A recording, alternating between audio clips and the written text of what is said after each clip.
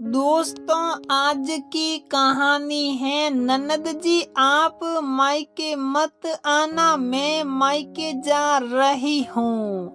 दोस्तों, कहानी शुरू करने से पहले अगर आपने हमारे चैनल को सब्सक्राइब नहीं किया है तो सब्सक्राइब कर लीजिए ताकि आपके पास पहुँचे हर नया वीडियो। क्या बात है बेटा, थोड़ा परेशान लग रही हो? फोन पर शालिनी जी ने अपनी बेटी शालू से पूछा। बस मम्मी, थोड़ी तबीयत ठीक नहीं और आज दीदी ननद आ रही है खाने पर परिवार के साथ। शालू बोली, बेटा तबीयत सही नहीं तो आज मना कर देती, फिर कभी बुला लेती। उन्हें एक शहर में ही तो रहती हैं, कौन सा दूर है? शालिनी जी बोली। मम्मी, अच्छा नहीं लगता ना ऐसे। चलो मैं खाने की तैयारी कर लेती हूँ। आपको तो पता मेरे नंदोई को बाजार का खाना नहीं पसंद, तो कुछ मंगवा भी नहीं सकती। शालू ने ये बोल फोन काट दिया। शालू के सास ससुर इस दुनिया में नहीं है, पर शालू अपनी ननद स्वाति को कभी भी उनकी कमी महसूस नहीं होने देती है, हमेशा उनका करके चलती है। आज भी उसने सब अपनी ननद नंदोई और उनके बच्चों की पसंद का बनाया। वाह मामी, नूडल्स बहुत अच्छे बने हैं। ननद की बेटी बोली, सच में भाभी, आपके हाथों में तो जादू है। आप कितना कुछ बना लेती, वो भी इतनी जल्दी। मुझसे तो होता नहीं इतना सब। स्वाति बोली, सब खा पीकर चले गए, हर बार ऐसा ही होता।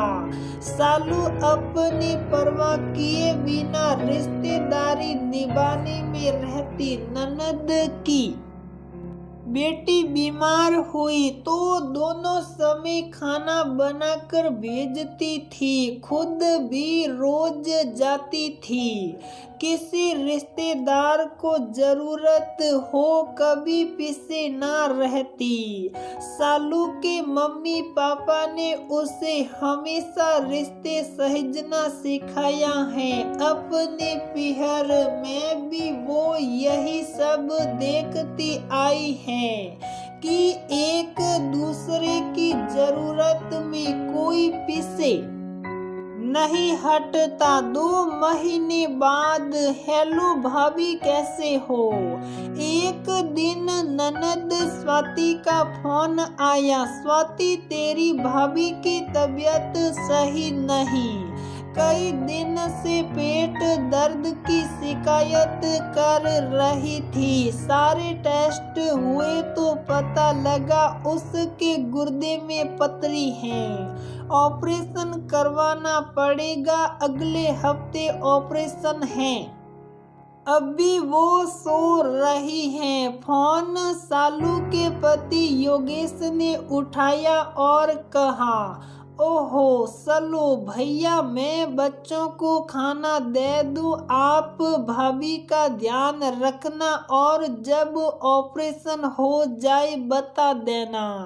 ये बोल स्वाति ने फोन काट दिया। योगेश को स्वाति का इस तरह फोन काटना बहुत अजीब लगा। उसने एक बार नहीं, कहा कि भैया मैं आ जाती हूँ, अकेले कैसे देखोगे सब। जबकि पता है उसे सालू का मायका भी दूर है और इस कोरोना काल में एक शहर से दूसरे शहर जाना आसान नहीं है। योगेश की आर्थिक स्थिति भी इतनी अच्छी नहीं थी कि एक फुल टाइम मेड रख सके। कोरोना ने वैसे ही कमर तोड़ रखी सबकी। खैर किसी के होने ना होने से इंसान के काम नहीं रुकते, भले परेशानी कितनी हो। ऐसा ही योगेश के साथ हुआ। पड़ोसियों ने दोनों बच्चों को अपने यहाँ रख लिया और योगेश सालू के साथ अस्पताल में रहा। ऑपरेशन हो गया पर अभी सालू को कुछ दिन अस्पताल में ही रुकना था। योगेश सुबह घर जाता, बच्चों को देखता, कभी किसी पड़ोसी के यहाँ से खाना लेता और अस्पताल आता। इस बीच स्वाति अस्पताल में एक बार मिलने आई। बस जिस दिन ऑपरेशन हुआ बाकी रिश्तेदारों ने तो फोन पर ही अपने कर्तव्य पूरे कर लिए। ये बोल कर कि कोरोना फैल रहा। सुनो स्वाति, दीदी ने एक बार नहीं कहा बच्चों को मैं ले जाती हूँ या खाना मैं भेज दूंगी बनाकर।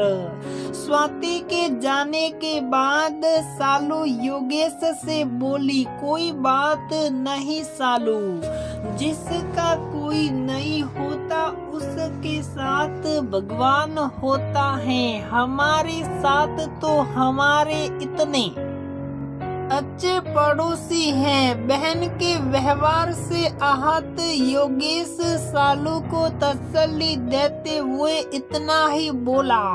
कुछ दिन में सालू घर आ गई। योगेश ने एक मेड रख ली जो बर्तन सफाई का काम कर जाती थी।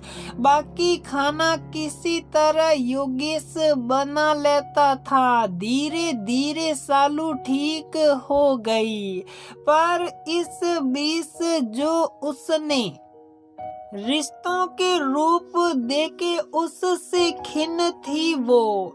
हेलो भाभी कैसी हैं आप। एक दिन स्वाति का फोन आया। भगवान और पड़ोसियों की मेहरबानी से बिल्कुल ठीक हूँ अब।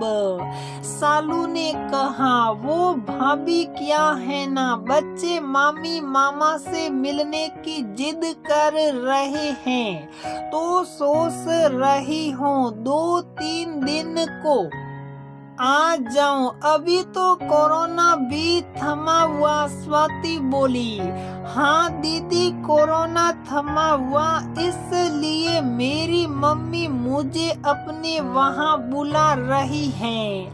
वो क्या है ना, शरीर में कमजोरी है। अब यहाँ तो कोई अपना था नहीं जो ध्यान रखता, तो मम्मी बोल रही वहाँ जाकर थोड़ा आराम भी मिल जाएगा और ठीक से खाना पीना भी हो जाएगा। अभी तक तो आपके भैया के हाथ का कच्चा पक्का खाना ही खा रहे हैं।